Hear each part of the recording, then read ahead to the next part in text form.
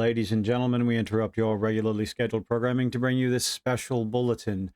There are games that come out whether they are free or premium cost, or maybe somewhere in between $40, $30, and whatnot. If you put out a game, regardless of the price point, that relies on monetization, ongoing monetization, skills, cosmetics, a battle pass, you really need the player count.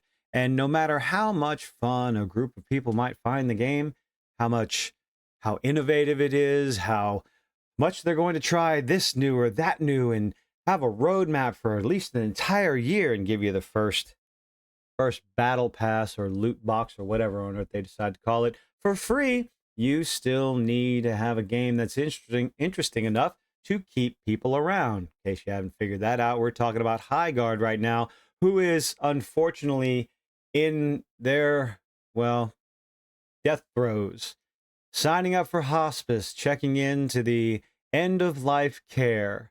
They can no longer break 1,000 concurrent players in a 24-hour period. Sure, but it's Thursday, Kilted. It's in the middle of the day. Well, Marathon's going on doing their testing right now, and they're doing pretty darn good. So, but that's going to be another discussion. We're going to wait to see. We're going to wait to see how these, what is it? The server slam. I'm going to wait to pass judgment to see how many players fall off. And on a Thursday night, Marathon's looking pretty good. Sure, it's free. That's fine. People are going to check it out. They're testing the servers. Bungie seems like they had a little bit of faith in this game. So we'll see how the numbers go after this weekend. If there's any sort of drop off, how many people are going to stick around?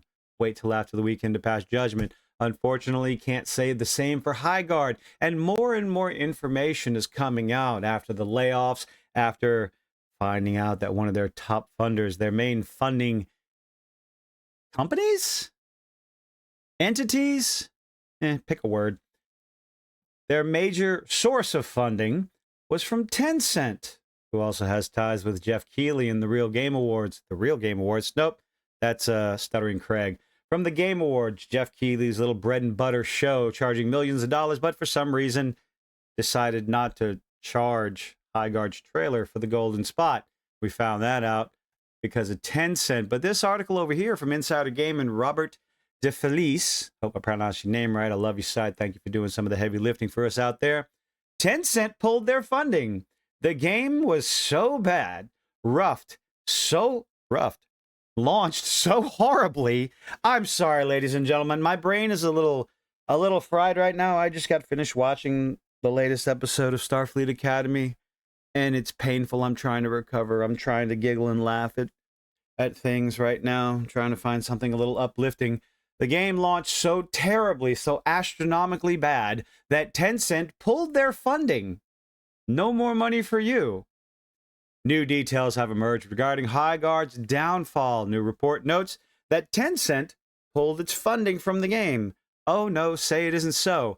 I haven't read articles in so long that I keep forgetting. That's their title. Robert, stop doing that. Kotaku does that. Polygon does that. You've already said what you had to say. Move on to the meat and potatoes of the article. You're repeating yourself. Oh.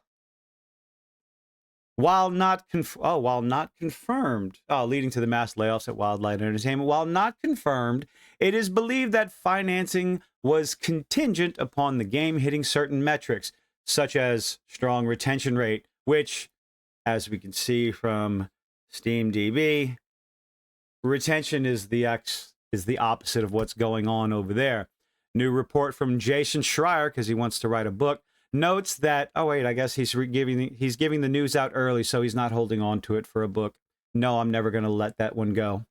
Notes that fewer than 20 people remain at Wildlight Entertainment. The organization had announced a major restructuring to the point where the website went down for a few days, but hey, they managed to, I guess, prioritize it a little bit more and put a website back up and running. I believe there was some sort of raid slam or some new patch came through, kind of like the 5v5 temporary patch that ended up being permanent. That didn't really garner a lot of attention, maybe a few thousand, but that was in the first weekend. Now, the complete and total lack of interest in the game is palpable.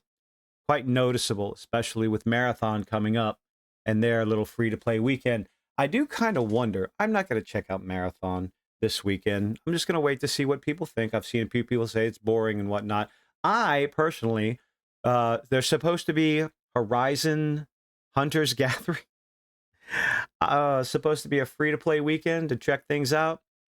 I might give that one a go because I have friends. Z and Gray. I'm gonna force them to come and play and hunt monsters with me and make my own judgment. Yes, the art style looks horrendous, but hey, I'm in it for the gameplay. I can get used to style. Back to the article. Organization has announced a major restructuring in the wake of Highguard's rough launch. News of the lack of funding came in a meeting on February 11th. Oh, 2 weeks after the game was launched. Devs suggest that leadership's pride became before the fall. What pride? You had nothing to be proud about. You came out and ran your mouth saying, oh, we don't need a big player base as long as the people that are playing are having fun. No, that's came back and bit you in the ass, didn't it? Report notes that several team members used the word hubris when asked what went wrong with the launch.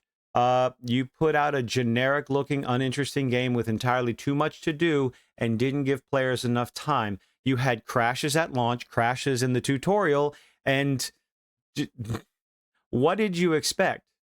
You released an unfinished game. This has nothing to do with pride, with hubris. It has more to do with incompetence. You boo-booed. You should have put it into early access. That may have done something to save it. And you probably should have, well, I guess under the circumstances with Tencent as the chief funding agency and their connection with the Game Awards, I don't think you could have said no. So maybe all those discussions, all those interviews saying, how could we pass this up? I don't think you had a choice. Things are starting to add up. Slowly but surely, the more information that comes out on this one. There was a belief that the company's leadership felt they could recapture the success of Apex Legends. Oops. And a title they'd worked on previously. Well, it's starting to look like the resume doesn't mean anything anymore. Seeing countless games. Oh, these guys worked on Apex Legends and Titanfall 2. Well, what happens? Highguard is garbage. What other games out there? What is it? It was one of the copy 4 games. Back for Blood. From the dev. From the main man himself. That brought you Left 4 Dead and Left 4 Dead 2. Even though that wasn't the case. It was Valve primarily that made Left 4 Dead 2 so astronomically successful to this day, I might add. 15, 16, 17-year-old game that is still getting tens of thousands of people playing every single day. The resume that some of these devs have is becoming meaningless. It's almost to the point where the studio making the game is as meaningless or meaningful as the dev that's making the game. Sure, they have some experience, but maybe it's not just this dev or this studio, that studio. It's the combined leadership, the combined experience of everyone involved.